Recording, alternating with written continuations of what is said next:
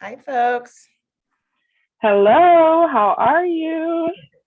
Doing well. Thanks for joining, everyone. I think my camera lens is a little blurry. Let me get a little wipe it off. When you open and close that camera opening so many times a day for work, fingerprints all over it. I get it. I thank you for being here. All right, so we can go ahead and get started. I am very excited that our guest today for Bring a Hacker to Work Day is Merritt Baer. Am I pronouncing that correctly? You are. Absolutely, cool. Who is not only a principal at Amazon's AWS Office of the CISO, but she is also a lawyer, a bartender, well, not working bartender, but like certified as a bartender, and an what is it, amateur boxer. So I saw that in your bio and I was like, yo, that's super dope. So we're excited to have you here. So the way that we do this is, you can just tell us how you got to, where you're at today. And then, if you have any general advice, and then we open it up for questions and answers at the end. And, I'll probably end by asking you, what's your world domination plan? Where do you go from here? Yeah, so let's keep it conversational. If folks want to unmute themselves at any point, feel free. We're not like a huge group here, so I think we can keep it kind of interactive. But thanks for having me, and thanks, Tanisha. Am I pronouncing your name right? Yes, you are.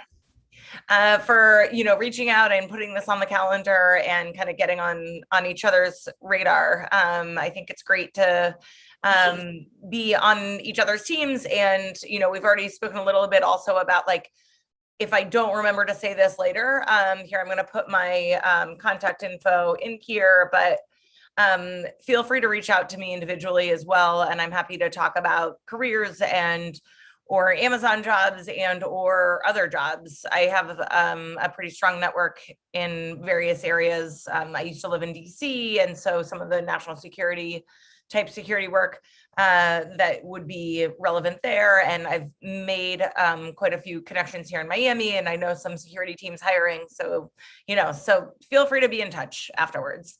But yeah, so let's start a little bit of storytelling. I don't think it's like helpful, just for reference. Also, I'm going to like punctuate with a little bit of like asides around things that I have learned that I wish I knew sooner. One of the things that I recommend is when someone in an interview, for example, says like, hey, so tell me about yourself. Don't start with like, well, in second grade, I always wanted to work in computers, but I was late for the bus one day. And like, unless it's like really relevant to your current trajectory, I would recommend that you just start with where you are, and like what you're working on now and what you're getting better at. And you can have a little bit of a narrative of how you got there, but I would recommend that folks take this approach. I have learned this, and now I would hate to hear myself 10 years ago, because now I notice it when I do interviews that folks who just start, if you start too far back, your listener gets lost because they're not sure what the thread that connects it is. So I would say, one, I recommend you kind of come up with your narrative, like who you are in the world, but two, start with where you are now and who you are and what you can use and how folks can be helpful to you. So I live in Miami. I am on Tequesta, Miccosukee, and Creek land here. And I moved here about a year ago. I work for Amazon, AWS, which is the cloud computing dominant player in the landscape. And if you're thinking like, wait, it's that Amazon. Yep, you were right. So in 2006, we realized that we, like Amazon, realized that they had developed this core capability in building and maintaining large scale infrastructure. And they thought, we have to do this for Cyber Monday with Amazon.com. I mean, literally going back to the bookstore days. we spin up and spin down based on, cycles of usage. And of course, for them being retail, that's like how many folks are hitting their website. But if you were a pharma company, you might be doing R&D a lot. Or if you're if you're Formula One, you're running a lot of analytics on how people perform under and how the car performs under certain conditions. So, like there's different ways that compute, storage, and database can be spun up and spun down. But we realized that like we were doing a lot of this anyway, and other folks don't enjoy it any more than we do. And so we should think about externalizing that. And that's how cloud computing sort of like, He took the room and dustpan for you. Sorry, was that an intentional unmute? Okay, no worries. If you have a question though, feel free to pipe up. Monique, did you have something to?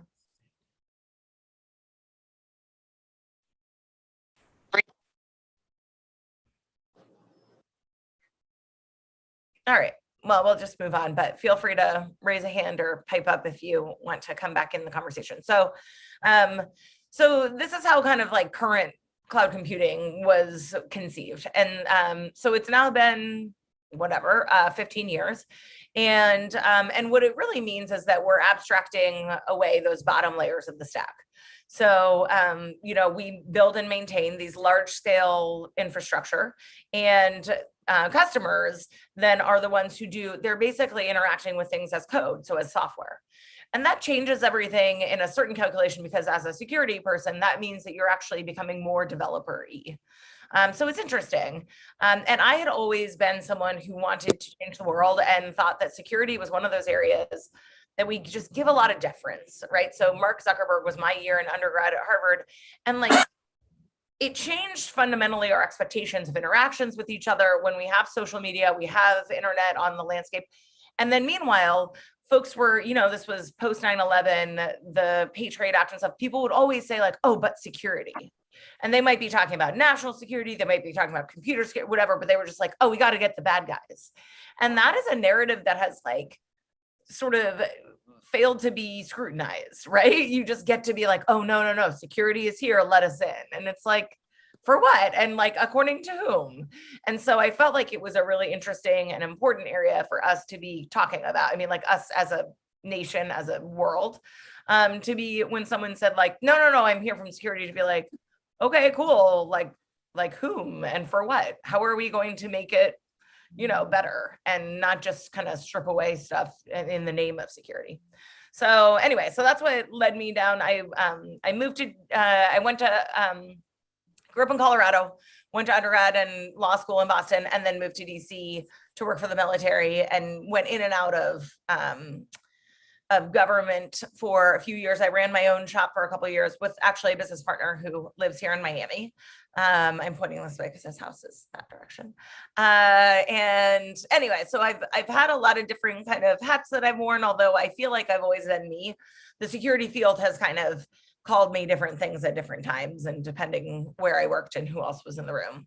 But I've worked at DHS, so Homeland Security, FCC, the Federal Communications Commission.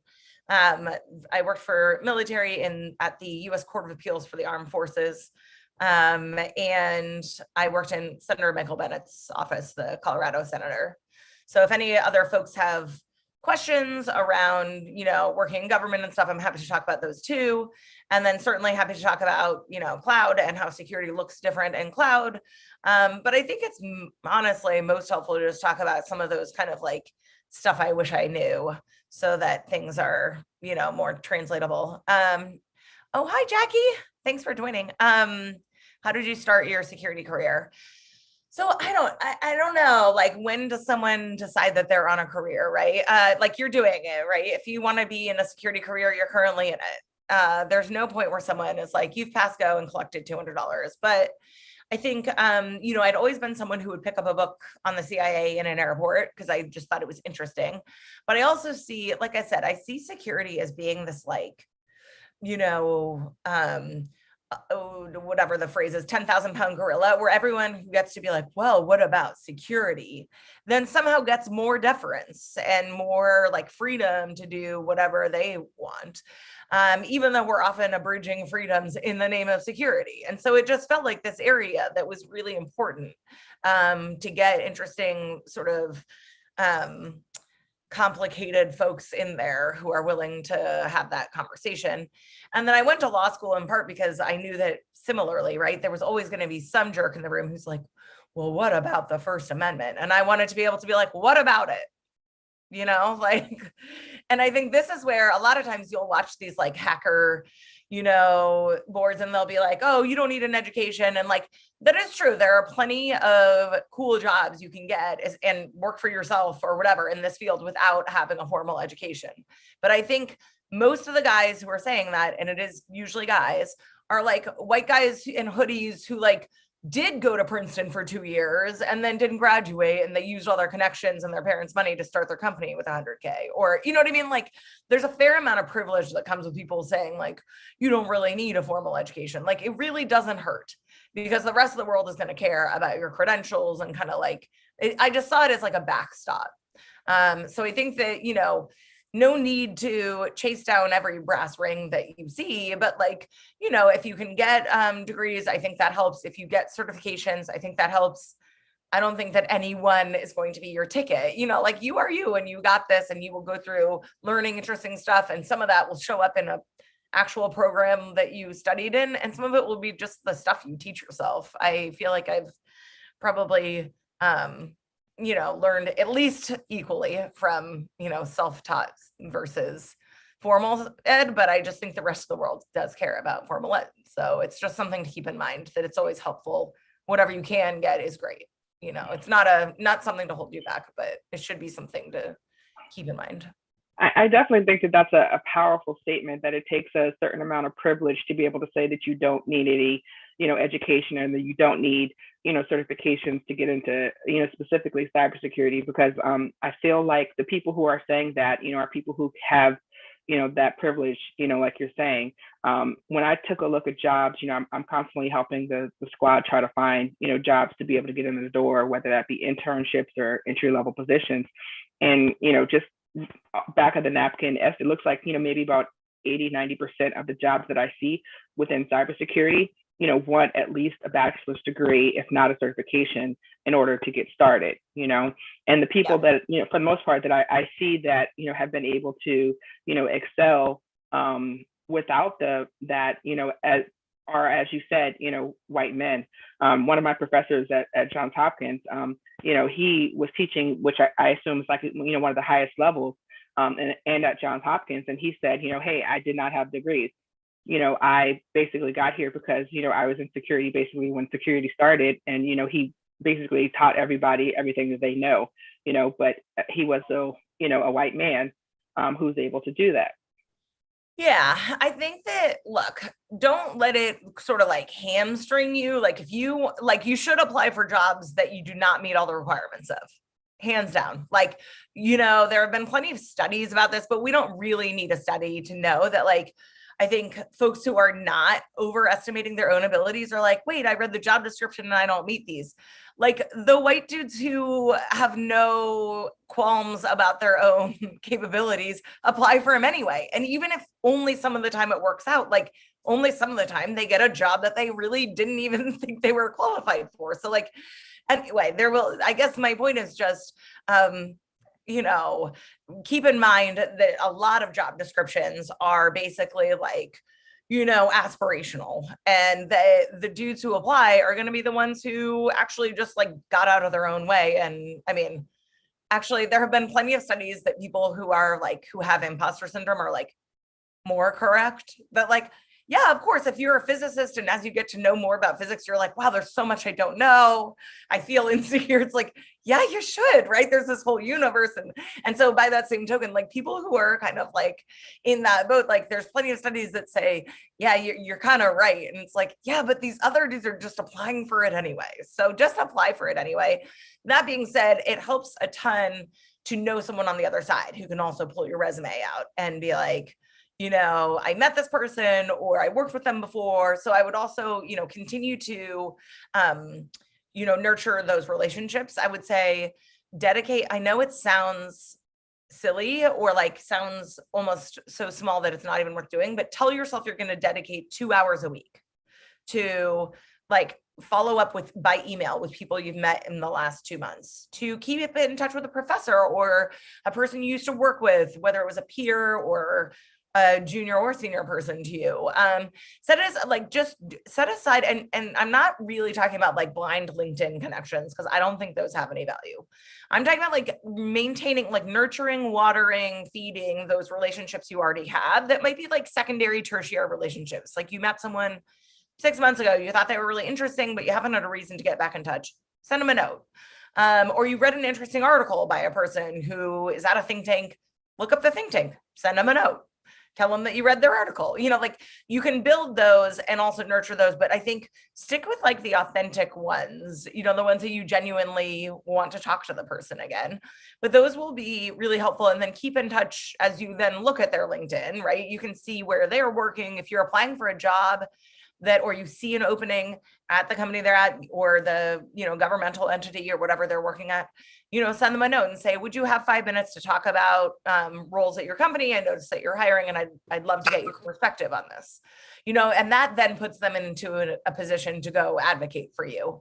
Like you're kind of asking for that in so many words. And you're welcome to actually just advocate for that too. And just say, would you mind putting in a good word? I'm really excited about this job I'm applying for that's at your same company, but I recommend that you ask for the time, because you will probably learn something more about what it's been like for them there, or how to tailor your application, or just what the process is. It's always helpful to renew those connections at the same time as you kind of ask to go whatever flower picking, like pulling some of the buds off that you've already planted there.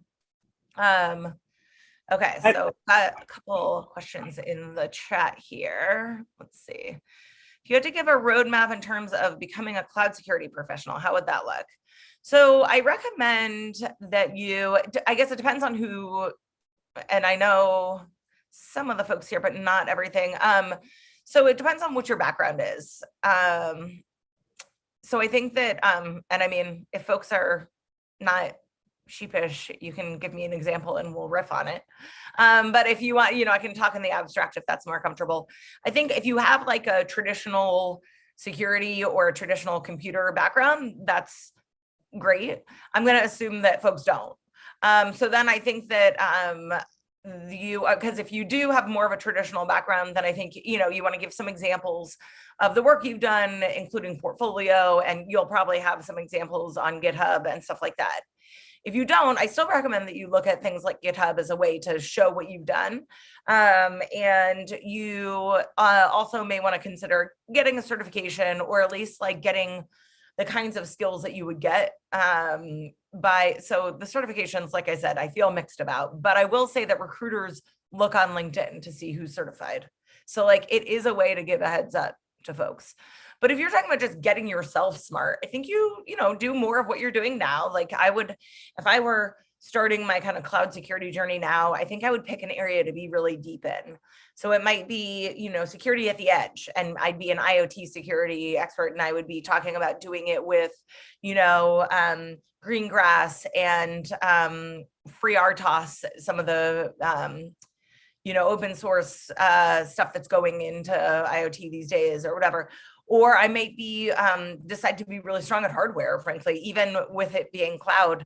Hardware security is still underpinning a lot of this. So understanding, and that interacts also interesting ways with the abstracted layer. So like things like encryption, right, which happen at a physical layer, but also happen in kind of a notional way using math. Serverless is huge. Containers are huge. You could be a serverless security expert or a containers security expert, and that would be, compelling. I would pick one area to get strong in, teach myself that, and then kind of get like the rest of the broad stuff in other ways that other people will kind of recognize, whether it's an internship or a certification or a degree program. That would be my approach. There are things like A Cloud Guru and Wiz Labs that have at least free tiers if not being entirely free, that you can teach yourself a fair amount as well. Let's see. Hi, I've been lucky enough working with the AWS SOC team, which started from scratch, and I would like to find some good guide toward AWS security, like Security Hub and Splunk integration. Okay, so this is Sam. So yeah, I think that what Sam is bringing up is actually like a helpful distinction to draw in general, which is security takes a lot of forms, right? So there's what I consider customers to be, which is everyone who's running on AWS, including Amazon.com, and how they secure themselves. But then there's also internal security and how AWS secures itself, right? And we run on AWS, so some of these are connected, but there's some of them are separate. And I think as you look at security jobs, for example, you might go to Capital One and be doing AWS security, but you're actually interacting with you're basically a developer on their team, but doing security with a development lens.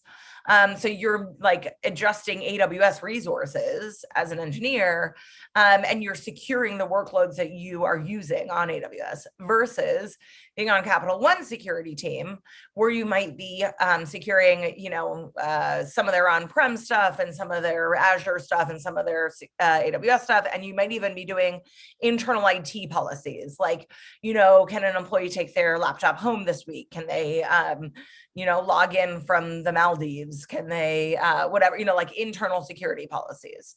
So they're related, but there are some distinctions between like the kinds of security jobs that are available. And I think it's also helpful to think about that if we're talking about Amazon jobs, for example. So we have those service teams that are the engineering teams. So let's see, it was Sam mentioned Security Hub. That's our like dashboard of dashboards.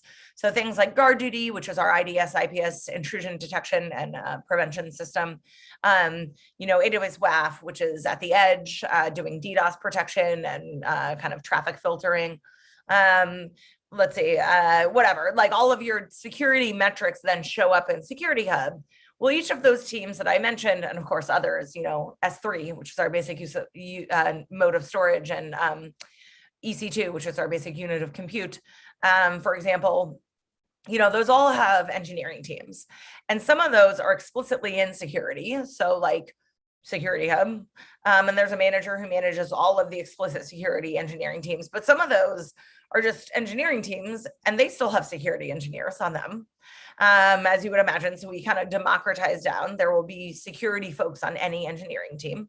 And by the way, you don't have to be a software developer to be on these teams. There are project managers and program managers and technical program managers and product manager technicals, and a couple solutions architects here and there. Solutions architects generally help you use the stuff that you've built and understand the use patterns around it. So they're more on the, and that's the job family that I'm in, basically.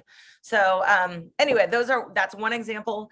There's also the folks in AWS security. So like I mentioned, I sit in AWS security. So we are the folks who secure AWS, and I am in the office of the CISO, Chief Information Security Officer. So when a customer says, my CISO wants to talk to your CISO, often they get me. And we'll be talking about, how do I know I'm focused on the right stuff? Or, do I move one workload or 100? Or how do I know your encryption is doing what you say it's doing? And these are all like a mix of business and technical security and audit compliance and other things, right? These are just like business conversations, but about and driven by security as part of that business proposition. And then I also work with our internal team. So in AWS security, we've got a watch floor, we've got a team that does trust and safety, which used to be AWS abuse. So things like, it's not technically a security issue, but this customer is having weird activity, like let's notify them. Those kinds of like judgment call security stuff, because of course we are not the government. So we get to make our own terms of service about how and when people use our platform. So if there's behavior that looks weird or anomalous, we might get involved from a security aspect. We have threat hunting teams, and we have, messaging and marketing teams around how we should be talking about the security we do. We have really interesting, as I mentioned, infrastructure security teams. Like how to build a new region and where. If you think about that global footprint, here, I'm going to pull up a website here. I think it used to be like an interactive map. They've made it more boring now, but here's our regional footprint, for example. So you can see we're always like building out, you know, there's plans for when the next ones will be built out. And we've got, you know, edge locations and other kind of points of presence, we call them. So like that's a security calculation because you're trying to figure out like physical security. You're trying to figure out not to do it in a floodplain. You know, there are intersections here. And then our hardware. So we built a custom hardware called AWS Nitro. There's a good talk by Mark Ryland, who's my direct manager. Let's see, here we go. I can send you or put in here security benefits of AWS Nitro, but we have this custom hardware that has inherent security properties. So there is no human access, for example. We just don't have a button that can give a human access. So the sort of like logical and physical controls are coupled, right? No human who's in a data center who has physical access would have logical access, but also the hardware itself just doesn't have any layer at which you can inject human interaction. And you can patch without any downtime. And, you know, there are just inherent security benefits to this hardware that we developed. So it's interesting stuff like that. And then we have, so I'm actually like pocketing that as a second category of security jobs at Amazon. And then we have the field facing ones. So for example, you know, you might go work for whatever, a small security company, right? And you might be in the field talking to folks about how, like, why they should buy your product and how they would use it and how it helps them to secure themselves. So that's how, you know, solutions architects and we have like account managers and other folks who are kind of maintaining those relationships with the direct consumer of the products. And those can be very security focused. So when I came to Amazon, I was in one of those roles out in the field. I was talking to the Fortune 100s, you know, about, and this is, you know, Uber and Lyft, it's Pepsi and Coke, you know, it's all different angles of lots of different verticals. There's pharma, high tech, oil and gas, manufacturing. I don't remember what I've already named at this point, but anyway, it's all of the different verticals. And then we also have a team that does public sector, so education and government, and so on. And we have a team that does financials because they have some of their own unique regulatory and other challenges. We have them kind of as their own vertical. So anyway, there's ways that you can get involved in very security or very hackery jobs in a lot of different angles is kind of my take home from this. So you could, I think that's one of the reasons why having a conversation with someone at the company you're applying at and just being like, where does this job sit? And, you know, what is it actually doing day to day? Am I talking to external folks? Am I talking to internal folks? Am I putting together, you know, deliverables? Am I working with an engineering team on sprints? You know, there's a lot of different forms that this can take in terms of work. And frankly, I don't think there's any like right or wrong way to go. I think there's a lot of interesting work. And as with most places, I think the most important thing is basically your direct team and your manager. You know, like the place itself matters, getting paid matters a lot, you know, but once you've settled some of those kind of like basic, you know, foundational stuff, the most important predictor of people being happy somewhere is their direct manager and their direct team. So, you know, getting a feel for where you're talking to and how to find it. Tony, you have a question? Yeah, sure. And thanks for the conversation, the opportunity to ask a question. So I'm curious from a legal aspect, Merritt, what you think. So the state of Illinois is now rolling or looking to legislate rolling in cybersecurity and cyber attacks, ransomware into their emergency response. And so they're starting to look at cybersecurity, that if there's a breach within Illinois, not just at a state level, but at a corporation level, they're looking at making that the level of that breach, you know, part of funding being available. With that being said, if more states take this on, do you think then that there'll be more government regulations being forced upon corporations? If you're asking the government for money to support, do you think the government will say, well, if we want to support this, we already see what insurance companies are doing? Do you think the federal government's going to say, if you're asking us for funding for your ransomware attack, then you're going to have to follow our regulations? Do you think that's going to be happening in the next 2 to 3 years? Well, so I think the short answer is it's already kind of happening, right, with the insurance market, where they'll be like, okay, we'll insure you, but you have to be doing these 70 things.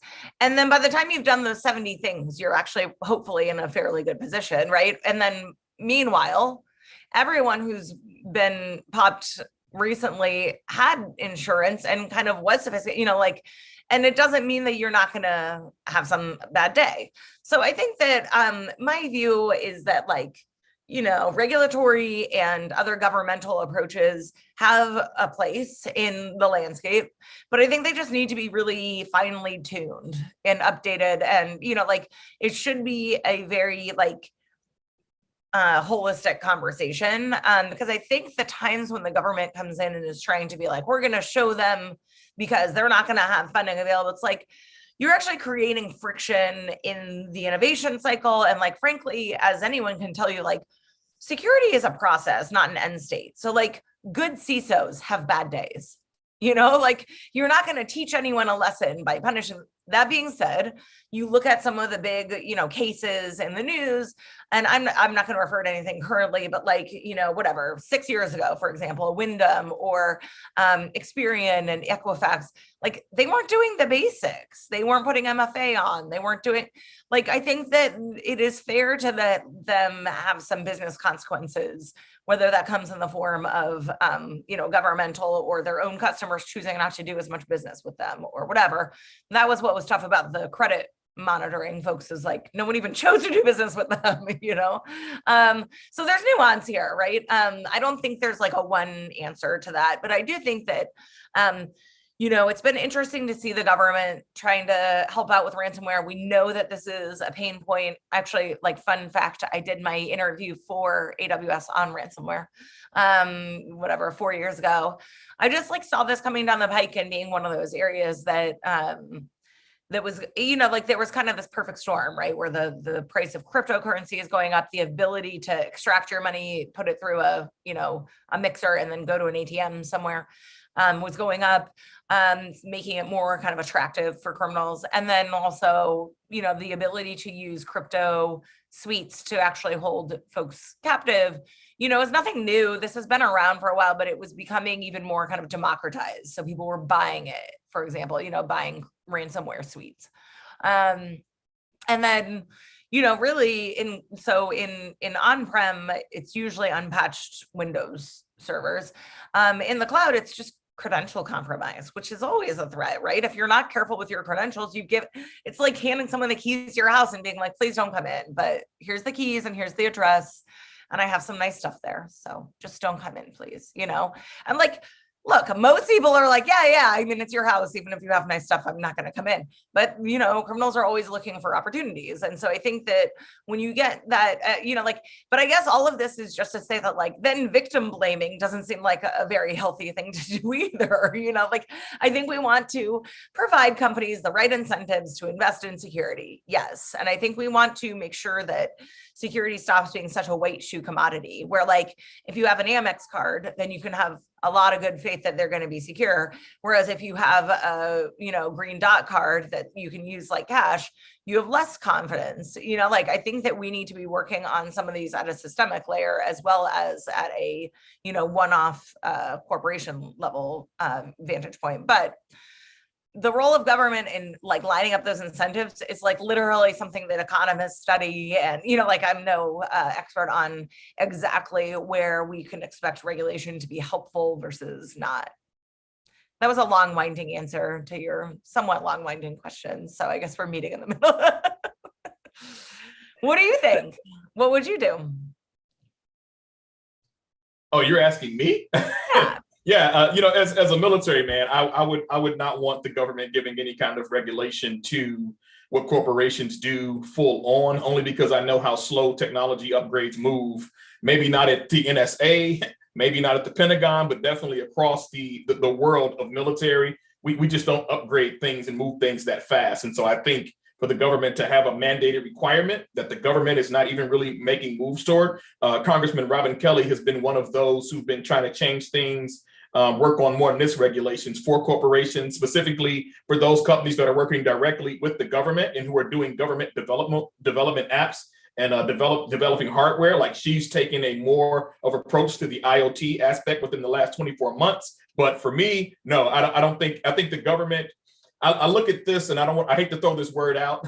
I hate to look at it from an aspect that this is cyber warfare, because that could mean that's a whole different rabbit hole. But if we're looking at cyber attacks as cyber warfare, then surely our country has to do something to respond to that and be available. And so I think as long as the guidelines are coming down, and I think insurance companies right now are being the driver for that. And so if the government decides to mandate something, they're probably going to push that through the industry, right? So car insurance, it's mandated that you have to have it. I think cybersecurity insurance, it's going to be mandated that you have to have it by the government. So it's not that mandate now, but I think the insurance companies will be part of the driving factor that allows the government to have somewhat of a say whether you get any kind of funding for that or not. So, and they may just leave it right there. Do you have cyber insurance? Because if you don't, we're not helping, period. Yeah. So one, I think you should write an op-ed and, put some of your thoughts together and dig around a little and put some research on it and write an op-ed, because that's actually a very catchy kind of hook. Write an op-ed that's titled, the government requires car insurance. Shouldn't it require cyber insurance? ? Or will they require cyber insurance next, or whatever, depending on which angle it sounds like you think that's happening, but whether or not you support it, I think will, be for you to decide through that article, how it can be helpful versus harmful. But yeah, I recommend you write that up, submit it to the Washington Post. And if you don't get it published there, submit it simultaneously to your local paper, wherever you are, because that's more likely to get published. But I think it's a cool notion. I think, so the thing is, when you talk about warfare, like you said, so like the NSA, right, and DOD, we're talking about DOD itself, we're talking about nation states. So like ransomware, for example, is often international actors, but we're talking about law enforcement. We're not talking about DOD level of engagement. So, this is where it is. Like, I get squirrely whenever people use the word cyber warfare, because I'm like, when did the war begin and how do we win it? You know what I mean? Like, it just feels like a dilution of the use of words, which is dangerous. So, and of course, as you know, having been in military, like military folks have not only specific kind of obligations, but also rights. So, there's prisoners of war and there are 2 cigarettes a day and you are supposed to be in uniform. And you know what I mean? Like, there are certain ways that we constrain warfare to exist within these parameters. And then as an extension of that, you can suspend habeas corpus and you can, there are things that come along with that. And we have never made a declaration of cyber war. So I think that we are still tracking with this as a law enforcement issue, although it does highlight some of the other issues, right? Like around mutual legal assistance treaties, MLATs, with international countries. So if someone's in Romania, enacting this, and by the way, who even knows if they're in Romania or they're just routing their traffic there, right? It brings into light interesting conversations. I've seen the government, trying to be really aggressive about folks who pay the ransoms, sort of trying to punish them, which I also feel mixed about. I mean, by the way, this is me as Merritt Baer, not as the voice of Amazon today. But I just feel mixed about that. Again, it feels like victim blaming. And if you think you might be able to recover and there's no other.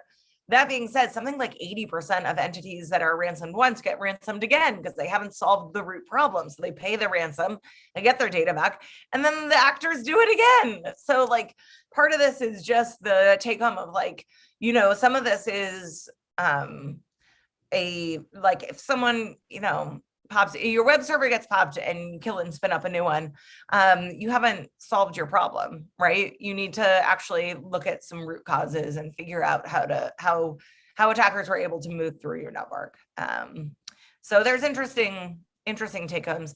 Devin asked, what are some certifications you look for in candidates?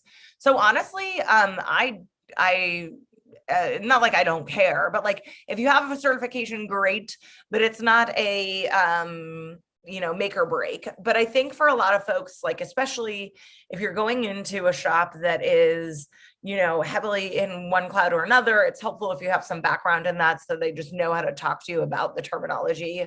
So like I mentioned, AWS WAF, for example, is our edge security. You can talk about it as edge security. It's the same conceptual model that you would use in any, but it's sometimes useful if you're, going into a shop. And you mentioned in this question that you would be going in entry level.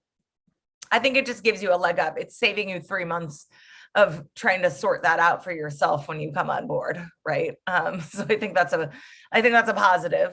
And it also kind of shows that you invested. So I think especially for folks who are pivoting, like if you've been whatever, working in retail or in hair or in cars before this, and you're like, I actually have always had this thing where I felt like I wanted to get into cloud and I want to get into IT, and you get a cloud, certification, it kind of documents for you without having a formal degree that you spent the time to invest in getting yourself into, teaching yourself some of this stuff.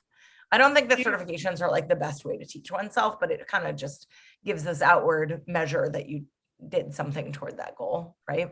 Do you think that in addition to having, I guess, experience in like, one cloud platform versus the other, that folks need to also have like knowledge in like areas like of Terraform or similar, infrastructure as a service type technologies? Well, so Terraform, right, is just that's a HashiCorp product. Our version is Cloud Formation. But yeah, I think infrastructure is like understanding basic networking, understanding basic infrastructure as code is great. This doesn't mean that you need to be like writing Python. It just means that you can look at a JSON, policy and tell what it's doing. It doesn't even mean that you need to generate them, because there's all these, generators out there that you can say like, validate that this does what I think it does. But I think just having some like fundamental familiarity is helpful with those kind of basic concepts, and anything more than you have in those is great. If you are really good at Ruby and you have a CS degree and you like are a networking geek, like awesome.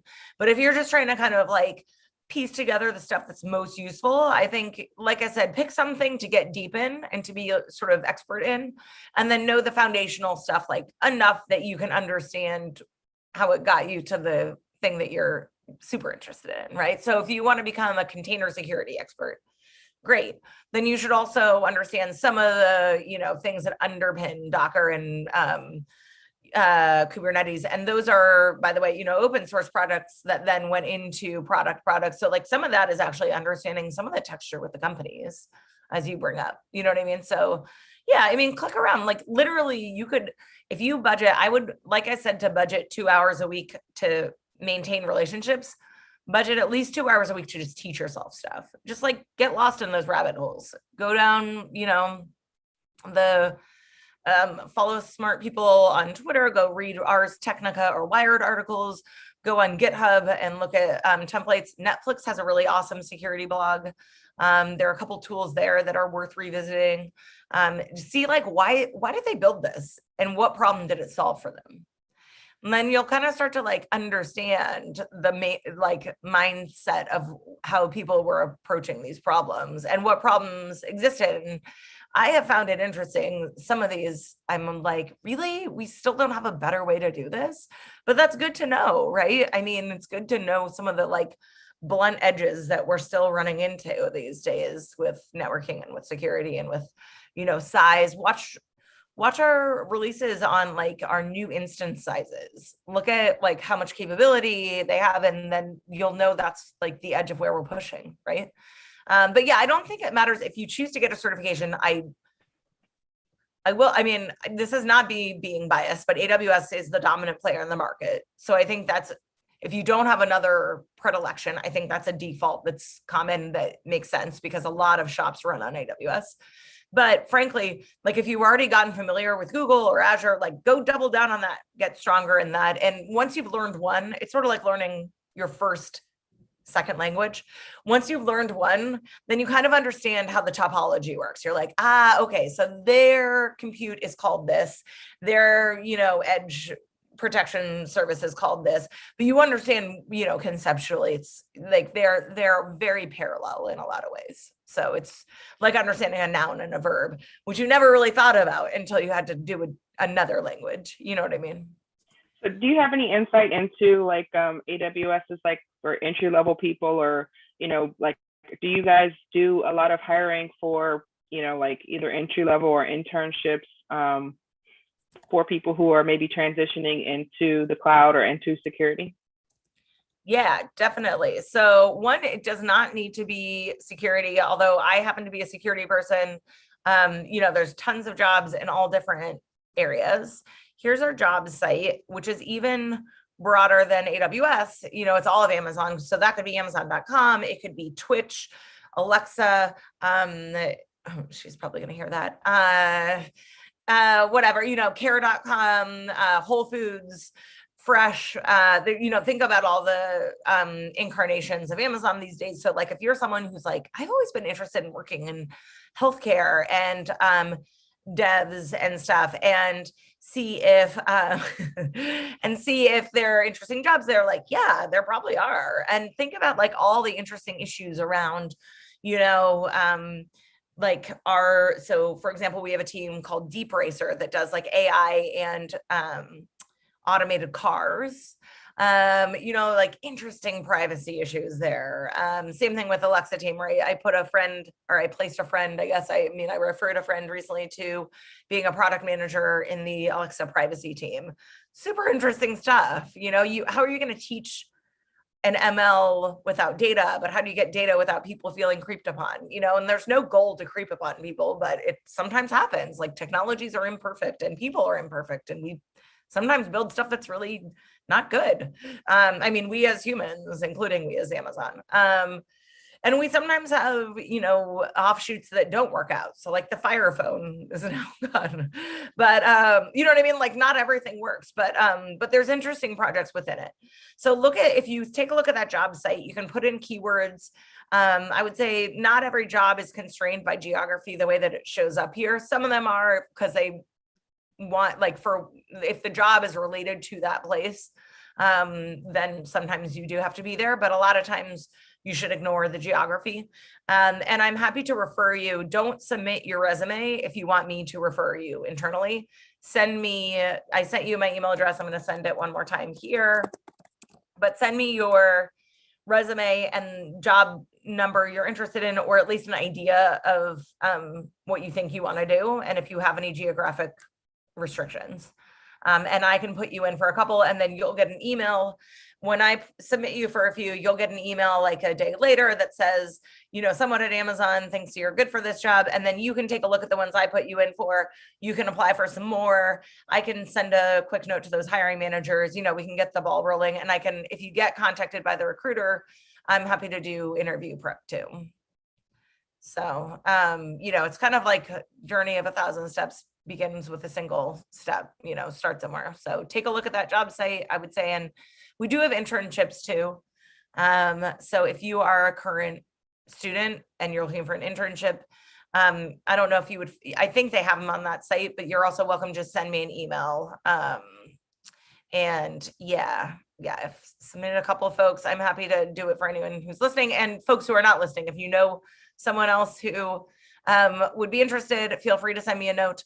Like I said, I also have folks in other, vantage points. So if you are like, I'd be open to working for any kind of security role in these states, or I'm interested in this type of work and I'd be open to being in Miami or whatever, send me that too, because I definitely have folks who I'm actively hunting for, especially here, because I've been having, more off the cuff conversations with folks here than anywhere now that I live here. So if folks are interested in moving to Miami, which by the way, you should, it's very pretty.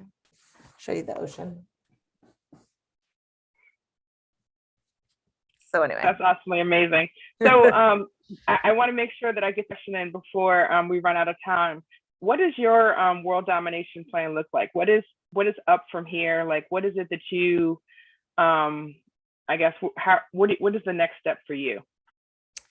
So it's interesting, I honestly try to be like measuring my ambition. Like I should be careful about not over indexing myself. So I think that like for folks who, are interested in how to channel your ambition, I definitely think that finding like the thing that you're good at and the thing that you're interested in doubling down on is really helpful. I love a lot of things about this industry. And then I also have moments that I'm like, I don't know, like I am also just a human and I don't know that I need to do world domination. Like, even if it's sort of in my, I don't know, predilections to want to, maybe I should, do less sometimes. So, I think that all of us should evaluate like what we're really hoping to get from jobs. Like, I think that hopefully, and for me, certainly, like I love my work. I think it's really interesting. It's important. It helps me to feel like I'm mattering and making a difference. It hopefully helps other folks too. But I don't know. I mean, I would love to, I think I could see myself as, the head of a company. And I would hope that if I did that, that I would also remember that like, there is a bigger world out there and there are other things that matter, and families and, global warming and people getting vaccinated. And, like there are things that are not directly related to the stuff that I do day to day that matter a lot, and trying to sort of create a better world in small ways is also important. This is true. And you also just had a little person. Did I see that on Twitter? Yeah, I do have a baby too. So yeah, that makes it very immediate when the fact that there's other stuff going on than your job. But yeah, I mean, I think that, for folks out there who are kind of like figuring it out, I think there's no such thing as balance, at least in my view. Like, you can be 100% of more than one thing. But I also think that like, ultimately you have to kind of set your boundaries for the world. And like, you are just one human.